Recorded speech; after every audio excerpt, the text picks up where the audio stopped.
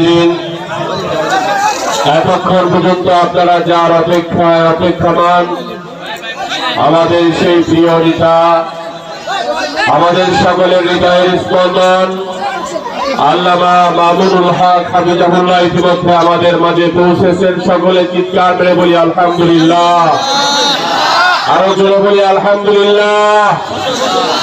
আমরা দোয়া করি আল্লাহ তাআলা হযরতের হায়াতে বরকত দান করুন, সকলে বলেন আমিন। এখন পাগড়ি দেওয়া হবে হযরতের উপস্থিতিতে এবং কারীদের উপস্থিতিতে পাগড়ি দেওয়া হচ্ছে। যারা পাগড়ি নেবে ছাত্ররা সিরিয়াল ধরে পাগড়ি মোহাম্মদ ইহসানুর রহমান, পিতা মুফতি ইহসানুর রহমান, গ্রাম গোবিন্দল, থানা সিংগার, জেলা মানিকগঞ্জ। আমাদের প্রিয় মোহাম্মদ ইহসানুর রহমান, পিতা মুফতি ইহসানুর রহমান, গ্রাম গোবিন্দল, থানা সিংগার, জেলা মানিকগঞ্জ। মোহাম্মদ ইশফাকুর রহমান, পিতা মুফতি ইহসানুর রহমান, গ্রাম গোবিন্দল, থানা সিংগার, জেলা মানিকগঞ্জ। মোহাম্মদ আদনান বিন আব্দুর রহমান, পিতা মোহাম্মদ আব্দুর রহমান, গ্রাম ঘরারচর, থানা ধামরাই, জেলা ঢাকা। মোহাম্মদ হাবিবুল্লাহ, পিতা মোহাম্মদ ওলিউল্লাহ, গ্রাম মজলিশপুর, থানা সিংগার, জেলা মানিকগঞ্জ। মোহাম্মদ হাফেজ মাহমুদুল হাসান, পিতা মাওলানা বিলাল হুসাইন, গ্রাম লক্ষ্মীপুর, থানা চাঁদপুর সদর, জেলা চাঁদপুর। হাফেজ মোহাম্মদ নজমুল হাসান, পিতা মোহাম্মদ আব্দুস সাত্তার, গ্রাম ছোট কালিয়াকোট, থানা সিংগার, জেলা মানিকগঞ্জ।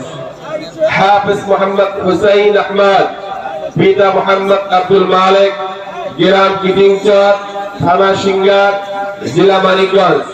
হাফেজ মোহাম্মদ নাহিদ ইসলাম, পিতা মোহাম্মদ গোলাম রব্বানী, গ্রাম গারাগ্রাম, থানা কিশোরগঞ্জ, জেলা নীলফামারী। হাফেজ আব্দুল্লাহ, পিতা মোহাম্মদ আবু বকর সিদ্দিক, গ্রাম মধ্য চারিগ্রাম, থানা সিংগার, জেলা মানিকগঞ্জ। হাফেজ মোহাম্মদ আরাফাত হুসাইন, পিতা মোহাম্মদ মুস্তফা দেওয়ান, গ্রাম গোবিন্দল, থানা সিংগার, জেলা মানিকগঞ্জ। হাফেজ মোহাম্মদ নাজমুল হাসান, পিতা মোহাম্মদ আমির হুসাইন, গ্রাম শ্রী কান্ঠদিয়া, থানা দৌলতপুর, জেলা মানিকগঞ্জ। সর্বমোট 11 জন কোরআনের হাফেজ হয়েছে, আলহামদুলিল্লাহ বলেন। হুজুর দেখা যায় না, সবাই একটু ধরি।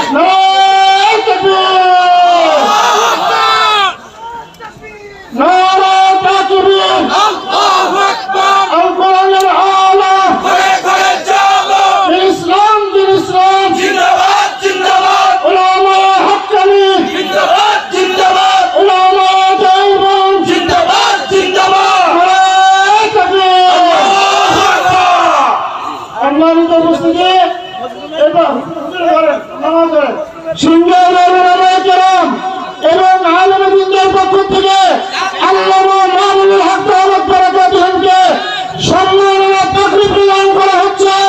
মুসলিম আলেমদের হাতকে শক্তিশালী করার জন্য আগামী দিনে এই মুসলিম আলেমের ডানে বামে সামনে পিছনে থেকে আল্লাহর কোরআনের আইন প্রতিষ্ঠার জন্য রাজপথে নামতে তৈরি থাকবে ইনশাআল্লাহ। এবার যে আমাদের মাঝে গুরুত্বপূর্ণ বক্তব্য রাখবেন মুসলিম কারা নির্যাতিত আলেমদিন উল্লাহর দরদি রহমান, জাতির আত্মদিক রহমান, বাংলার মানুষের অভিসংবাদিত নেতা শেখুল হাদিস ইবনে শেখুল হাদিস আল্লামা মামুনুল হক, আল্লামা মামুনুল হক দামাত বারাকাতুহুল আলিয়া।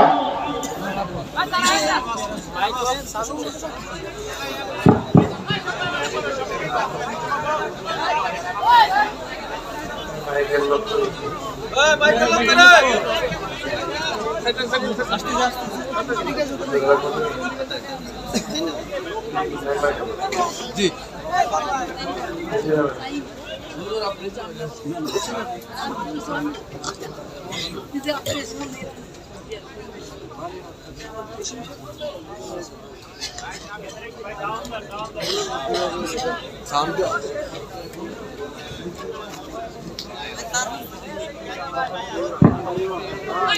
السلام عليكم ورحمة الله.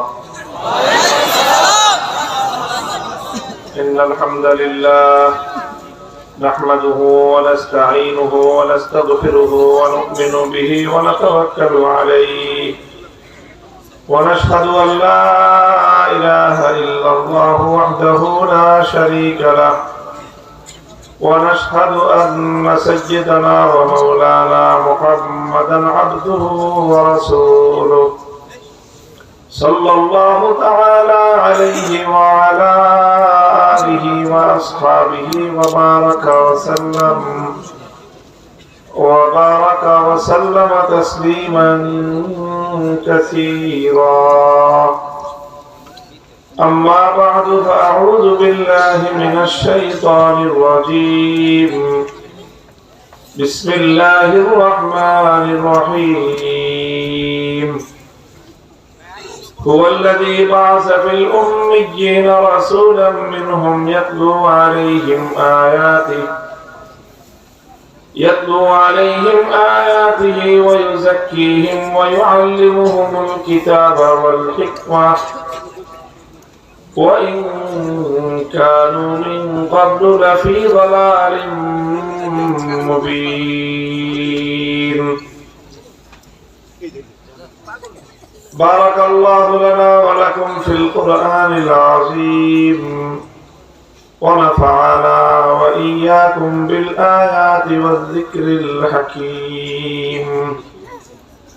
اللهم صل على محمد وعلى آل محمد كما صليت على إبراهيم وعلى آل إبراهيم إنك حميد مجيد. اللهم بارك على محمد وعلى آل محمد كما باركت على إبراهيم وعلى آل إبراهيم إنك حميد مجيد. محترم حضرات উলামায়ে কেরাম, সম্মানিত শ্রদ্ধাভাজন আমার মুরব্বী সাহেবান, সমবেত ইসলাম প্রিয়, কোরআন প্রেমিক, নবী প্রেমিক, তাওহীদি মুসলমান ভাই ও বন্ধুগণ, পর্দার অন্তরালে অবস্থানরত আমার সম্মানিত মা ও বোনেরা, দারুল হিকমত ওয়াল ইরফান সিংগাইয়ের উদ্যোগে আয়োজিত আজিমুশান মাহফিলে আল্লাহ পাক রব্বুল আলামিন আমাদেরকে শরীক হওয়ার, উপস্থিত হওয়ার তৌফিক দিয়েছেন। বিশ্বের বিভিন্ন প্রান্ত থেকে সমাগত হযরত কারি সাহেবানদের সুরলিত কণ্ঠের কোরআনের তেলাওয়াত শুনেছি। হযরত উলামায়ে কেরামের কাছ থেকে মূল্যবান আলোচনাও শুনেছি। আল্লাহ পাক রব্বুল আলামিন আমাদের এই সকল নেক আমলগুলোকে কবুল করেন। আজকের মাহফিলকে আমাদের সকলের জন্য নাজাতের জরিয়া বানিয়ে দেন। আপনাদের এই এলাকার কৃতি সন্তান, নন্দিত ওয়াইজ, বাংলাদেশের মাহবুবুল উলামা বলা হয়, আলেমদের কাছে অত্যন্ত প্রিয় ব্যক্তিত্ব মুহতারাম হযরত মাওলানা খালেদ সাইফুল্লাহ আইয়ুবী হাফিজাহুল্লাহ তাআলা ওয়া রাআহ। আল্লাহ পাক রব্বুল আলামিন তাকে দ্বীনের বহুমুখী খিদমতের জন্য কবুল করেছেন। অনেক খিদমত তিনি আঞ্জাম দিচ্ছেন।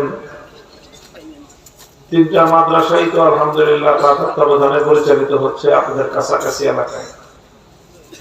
দারুল হিকমত ওয়াল ইরফান চলছে। তারপরে আবার এই যে কবরস্থানের সাথে, আজিমপুর কবরস্থানের সাথে মাদ্রাসা, আর আলমনগর মার্কাজুত তারবিয়া তো আছেই। এরপরে এতগুলি মাদ্রাসা সরপরস্তি, মাদ্রাসাগুলোর সার্বিক তত্ত্বাবধান, পাশাপাশি অত্যন্ত গুরুত্বপূর্ণ একটা কাজ মার্কাজুত তারবিয়াকে কেন্দ্র করে তিনি পরিচালনা করছেন। সেটা হলো একটা সর্বোচ্চ পর্যায়ের কাজ, মানুষের আত্মার পরিশুদ্ধি, তাজকিয়াতুন নফস। আমাদের আকাবের এবং আসলাফদের যে তর্জ তরিকা ছিল সিলসিলায়ে থানবীর, এই একটা গুরুত্বপূর্ণ দায়িত্ব মাদ্রাসাগুলোর সাথে খানকাহি নিজামের মাধ্যমে মানুষের ইসলাহে নফস, তাসাউফের একটা মেহনতের একটা মার্কাজ তিনি পরিচালনা করছেন। দেশের বহু খ্যাতনামা উলামায়ে কেরাম তার হাতে সুলুকের বায়াত গ্রহণ করে তারাও একটা বিরাট হালকা, অনেক বড় একটা জামাত হয়েছে ওনার নেতৃত্বে।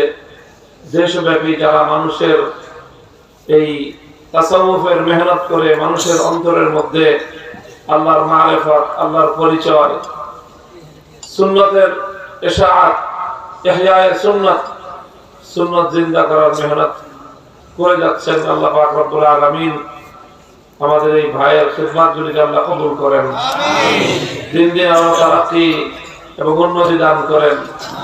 এই মেহনতগুলোর মধ্যে যেন আল্লাহ তাকে পরিপূর্ণ খুলুস, ইখলাস এবং লিল্লাহিয়াতের সাথে করা তৌফিক দান করেন।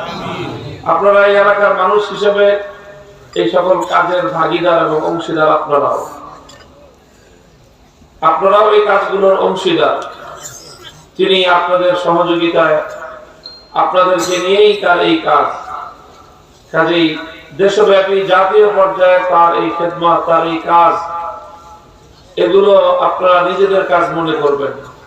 কখনোই মনে করবেন না যে এটা শুধুমাত্র আইয়ুবী সাহেবের একার কাজ। আপনারা সকলে যদি তার সাথে থাকেন এভাবে, ইনশাআল্লাহ তার এই খেদমত এবং তার এই কাজের পরিধি আরো বিস্তৃতি লাভ করবে ইনশাআল্লাহ। ভাই, আমি কোরআনে পাকের সূরাতুল জুমআ থেকে একটি আয়াত তেলাওয়াত করেছি। আয়াতের মধ্যে আল্লাহ পাক রব্বুল আলামিন আমাদের নবী হযরত মুহাম্মদুর রাসূলুল্লাহ সাল্লাল্লাহু আলাইহি ওয়াসাল্লামকে আল্লাহ কেন প্রেরণ করেছেন, তার আগমনের কি উদ্দেশ্য, মাকসাদে বিআসাতে রাসূল সাল্লাল্লাহু আলাইহি ওয়াসাল্লামকে প্রেরণ করার যে মৌলিক উদ্দেশ্যগুলো, তার বেশ কয়েকটি উদ্দেশ্যের কথা এখানে বর্ণনা করেছেন আল্লাহ পাক। অর্থাৎ এক কথায় বলতে গেলে নবুয়তের কর্মসূচি, নবীজির কর্মসূচি কি ছিল। আমরা তো শুধু এই কথা জানি যে আল্লাহ রাসূল সাল্লাল্লাহু আলাইহি ওয়াসাল্লাম যেই যুগে দুনিয়াতে প্রেরিত হয়েছেন, যেই সমাজে তিনি প্রেরিত হয়েছেন, যেই ভূখণ্ডে তিনি প্রেরিত হয়েছেন, সেই সময়ের, সেই সমাজের, সেই ভূখণ্ডের অবস্থাটা কত ভয়াবহ ছিল। পৃথিবীর ইতিহাসের যেই সময়টাকে বলা হয় আইয়ামে জাহিলিয়া। আইয়ামে একটা হলো আওয়ামে জাহিলিয়া, আর একটা হলো আইয়ামে জাহিলিয়া। আইয়ামে জাহিলিয়া দেখেছে মানুষ সেই 1400 বছর আগে, আর আওয়ামী জাহিলিয়া দেখার দুর্ভাগ্য হয়েছে আমাদের বাংলাদেশের মানুষ। আল্লাহ পাক যেভাবে আইয়ামে জাহিলিয়া থেকে বিশ্ববাসীকে আল্লাহ মুক্তি দান করেছেন, এই আওয়ামী জাহিলিয়া থেকে আল্লাহ বাংলাদেশের মানুষকে চিরতরে পরিত্রাণ দান করুন।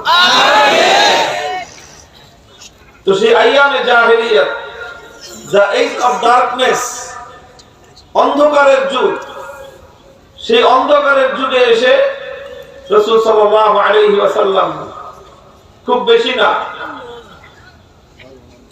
মাত্র 23 বছর তিনি একটা মেহনত করেছেন।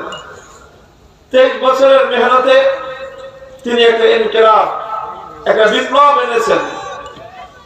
আর সেই ইনকিলাব এবং সেই বিপ্লবের মাধ্যমে যেই সময়, যেই যুগ, যেই মানুষগুলো ছিল বর্বর, যেই যুগটা ছিল জাহিলিয়াতের যুগ, যেই সময়টা ছিল বর্বরতার সময়, 23 বছরের মেহনতে এমন আমূল পরিবর্তন হলো, যে পৃথিবীর ইতিহাসের সবচেয়ে বড় বড় মানুষগুলো এই বিশ্ব ইতিহাসের সবচেয়ে সুন্দর, সবচেয়ে উত্তম সোনার মানুষে পরিণত হয়েছে।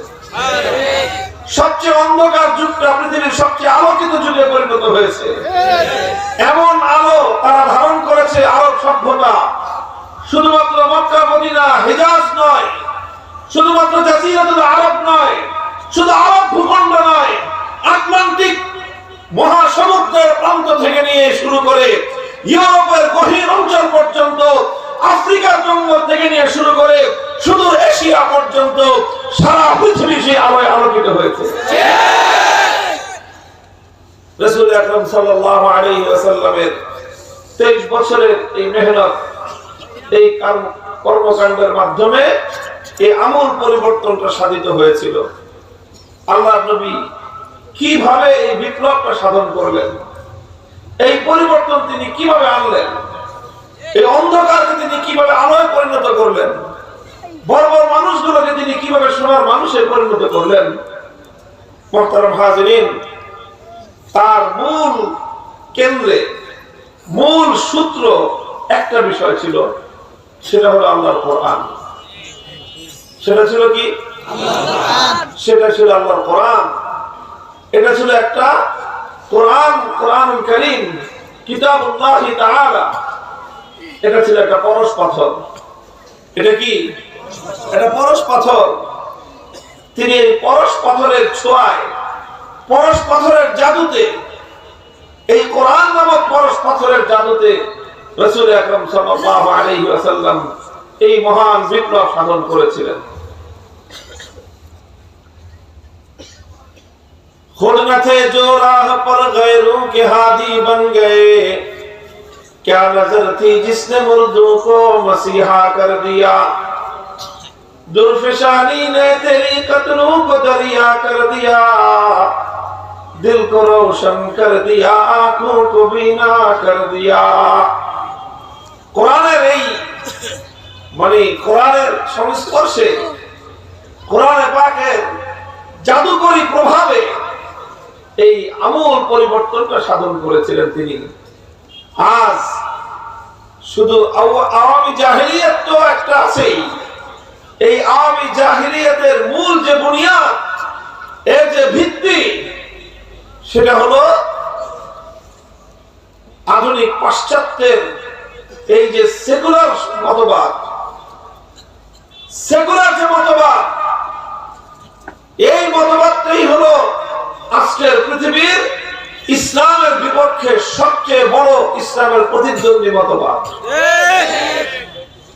এই কথাটা যে আমরা বলি, আমরা যে ধর্মনিরপেক্ষতার বিরোধিতা করি, অনেকে মনে করে যে এটা শুধুমাত্র একটা রাজনৈতিক কারণে না।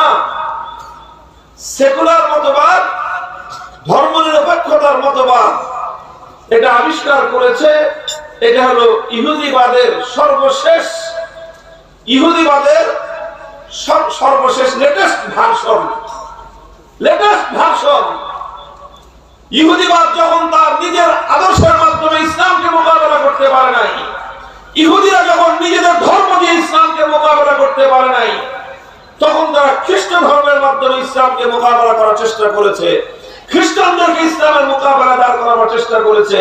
সেখানেও তারা ব্যর্থ হয়ে সর্বশেষ ইহুদি এবং খ্রিস্টবাদ, এই দুই শক্তি মিলে ইসলামের অগ্রযাত্রাকে রুখে দেওয়ার জন্য তারা সেকুলারিজম নামে ধর্মনিরপেক্ষ মতবাদকে দাঁড় করিয়ে পৃথিবীর অন্য সব ধর্মাবলম্বীদেরকে এক কাতারে শামিল করে আল কুফরু মিল্লাতুন ওয়াহিদা, সমস্ত কুফরি মতবাদগুলো ধর্মনিরপেক্ষতাবাদের অন্তরালে দাঁড়িয়ে দুনিয়াতে ইসলামকে মোকাবেলা করবার চেষ্টা করেছে। এটা ভয়ঙ্কর বিষয় একটা, এটা খুবই একটা ভয়ঙ্কর বিষয়। ধর্মনিরপেক্ষ মতবাদ, সেকুলারিজম, দুনিয়াতে পাশ্চাত্য সভ্যতা তারা কয়েকটা মতবাদ দিয়ে আজকের পৃথিবীকে পরিচালনা করছে। তার মধ্যে একটা তো হলো যেটাকে আমরা বলি ডেমোক্রেসি, গণতন্ত্র। আরেকটা মতবাদ হলো তাদের অর্থনৈতিক মতবাদ, সেটা হলো পুঁজিবাদ। এই যে পুঁজিবাদ এবং গণতন্ত্র, এটা দিয়ে সারা দুনিয়াকে পশ্চিমা বিশ্ব নিয়ন্ত্রণ করছে। আর এর মূল সূত্রটা হলো সেকুলারিজম, অর্থাৎ মানুষের রাষ্ট্র, রাজনীতি, সমাজ ব্যবস্থা থেকে ধর্মকে বিচ্ছিন্ন করে দাও। ধর্মকে বিচ্ছিন্ন করে মানুষের সমাজকে স্বাধীনভাবে পরিচালনা করো। সমাজের মানুষ যেন তাদের সামাজিক জীবনে ধর্মের অনুসরণ করা বাদ দিয়ে দেয়। এইরকম একটা ভয়ঙ্কর চিন্তা থেকেই সেকুলারিজমের আবির্ভাব হয়েছে। কাজেই যারা সেকুলারিজমকে শুধুমাত্র একটা রাজনৈতিক মতবাদ হিসেবে দেখে তারা ভুল করে, চরম ভুল করে। সেকুলারিজম শুধুমাত্র একটা রাজনৈতিক মতবাদ নয়, এটা ভয়ঙ্কর একটা ধর্মের নাম। এই জন্য আমরা বলি সেকুলার ধর্ম। সেকুলার ধর্ম, সেকুলার ধর্ম ইসলামের জন্য হিন্দু, বৌদ্ধ, ইহুদি, খ্রিস্টান ধর্মের চেয়ে ভয়ঙ্কর এবং বেশি ক্ষতিকর। বলবেন কেন ক্ষতিকর? কারণ একজন মানুষ হিন্দু, সে বুঝে আমি হিন্দু, আমি মুসলমান না। একজন মানুষ বৌদ্ধ, সে বুঝে আমি বৌদ্ধ, আমি মুসলমান না। একজন খ্রিস্টান, একজন ইহুদি, সে বুঝে যে আমি ইহুদি, আমি খ্রিস্টান, আমি মুসলমান না। মুসলমানরা বুঝে যে এই লোকটা হিন্দু, এই লোকটা বৌদ্ধ, এই লোকটা ইহুদি, এই লোকটা খ্রিস্টান। তার সঙ্গে সেইভাবে মুসলমানরা লেনদেন করে, সেরকম তার সঙ্গে আচার আচরণ করে, টার্গেট করে তাকে ইসলামের দাওয়াত দেয়। কিন্তু যে লোকটা সেকুলার, যে লোকটা সেকুলার, সে নিজেকে আবার মুসলমান মনে করে। মুসলমানরাও সেকুলারকে মুসলমান মনে করে। এটা তো ভয়ঙ্কর সবচেয়ে জায়গাটা, যে একটা মানুষ সে সেকুলার ধর্মের অনুসারী। সেকুলার ধর্মের কালেমা ভিন্ন, ইসলাম ধর্মের কালেমা ভিন্ন। সেকুলার ধর্মের কালেমা হলো, সেকুলার ধর্মের কালেমা হলো যে মানুষের জীবনে, মানুষের রাষ্ট্র সমাজ জীবনে আল্লাহর কোনো বিধান চলবে না। এটা হলো সেকুলার ধর্মের কালেমা। আর ইসলামের কালেমা হলো যে মানুষের জীবনের সকল কিছু আল্লাহর হুকুম অনুযায়ী চলবে। এই জন্য সেকুলার ধর্ম এটা ভয়ঙ্কর ধর্মের নাম। আর এই ধর্ম বাংলাদেশে সবচেয়ে বেশি প্রতিষ্ঠিত করেছে আওয়ামী জাহেলিয়াত। এবং আওয়ামী লীগের সঙ্গে রাজনীতি করতে করতে অন্যান্য তার রাজনৈতিক সহকর্মীরা বিএনপির মধ্যে এই ধরনের ব্যাপকভাবে এটা সংক্রমিত হয়েছে। কাজেই এটা খুব ভালো করে আমাদেরকে বুঝতে হবে, মনে রাখতে হবে। মুহতারাম হাজিরিন, আমি বলতেছিলাম আইয়ামে জাহেলিয়াতকে যেভাবে আল্লাহ নবী সাল্লাল্লাহু আলাইহি ওয়াসাল্লাম বৈপ্লবিক পরিবর্তন এনেছিলেন, আমাদেরও এই নতুন জাহেলিয়াত, নতুন বর্বরতা, একবিংশ শতাব্দীর এই জাহেলিয়াতকে পরাস্ত করে আবার ইসলামের আলোকে নতুন এক সমাজ, নতুন এক জাতি, নতুন এক দেশ গঠন করতে হবে। নতুন এক বিশ্ব ব্যবস্থা করার জন্য আমাদেরকে কাজ করতে হবে।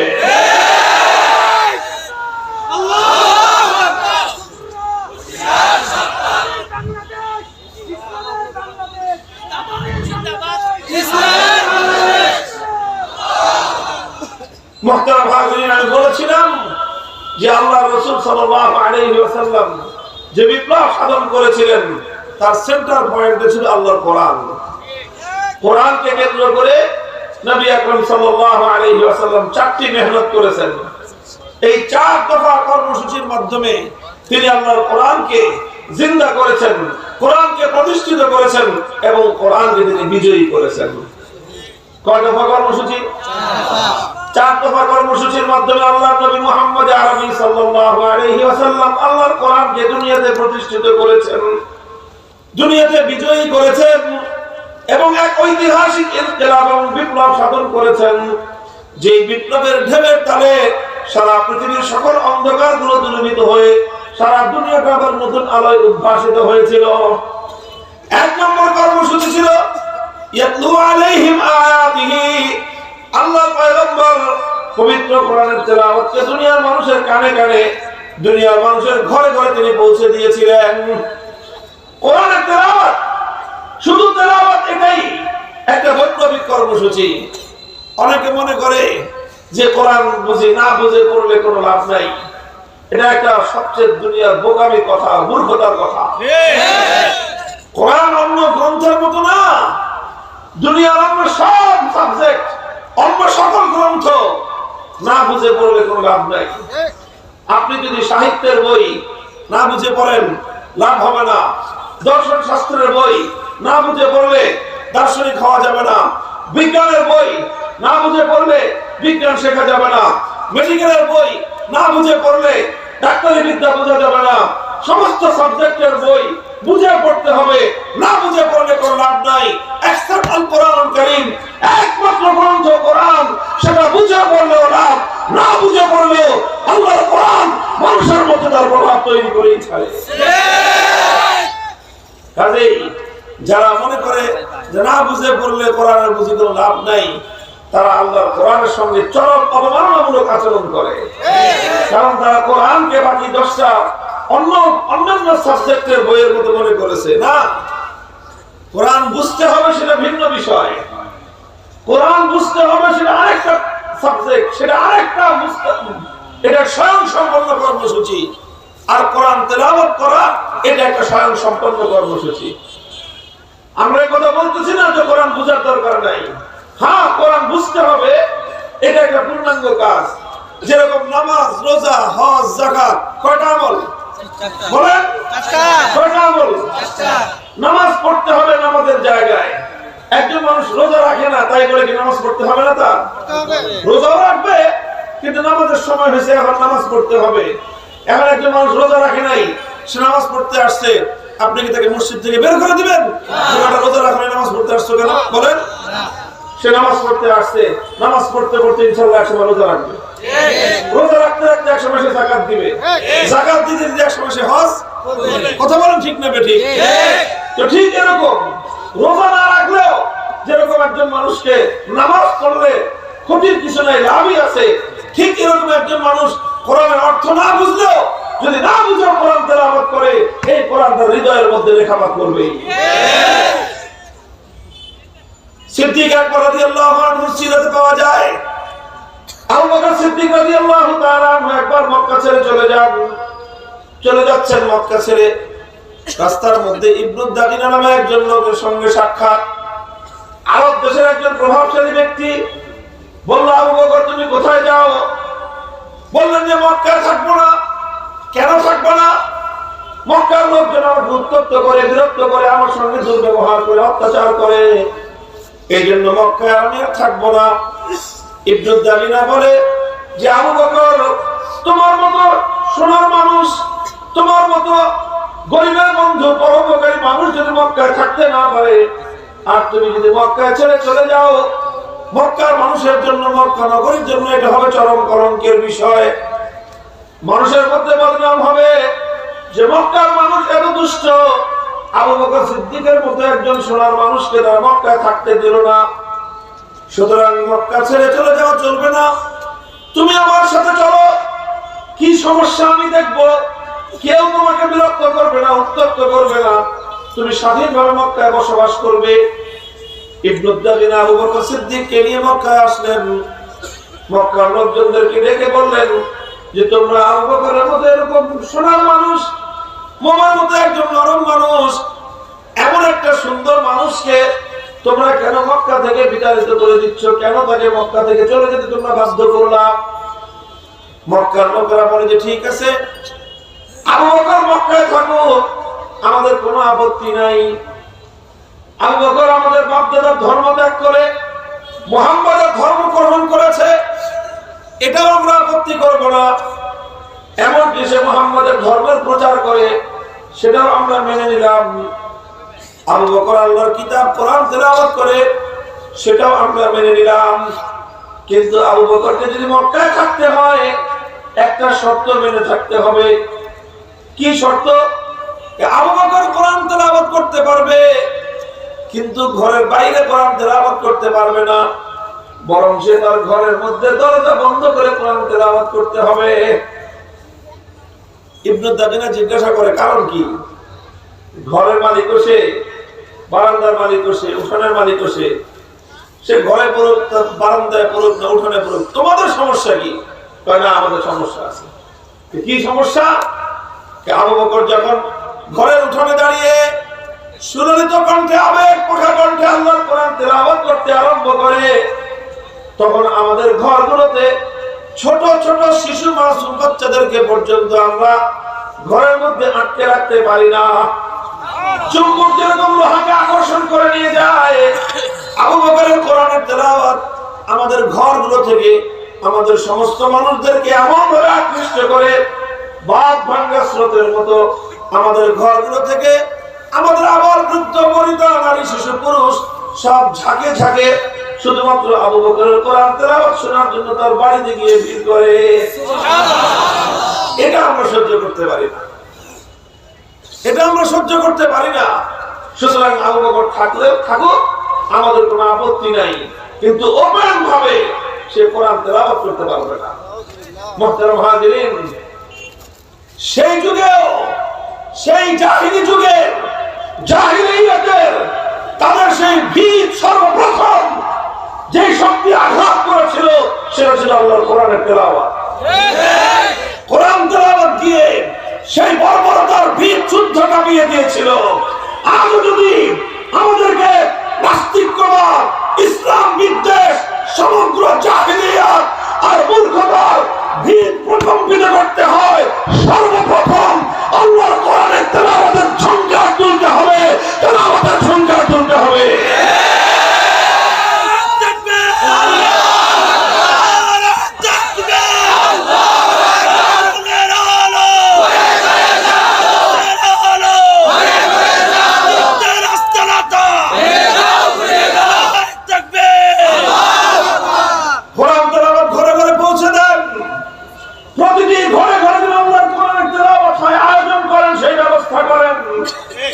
আলহামদুলিল্লাহ, আমাদের মাদ্রাসার মক্তবগুলো, হেফজখানাগুলো আজ শতাব্দীকাল পর্যন্ত মুসলমানদের জন্য এই খেদমত উপহার দিয়ে যাচ্ছে।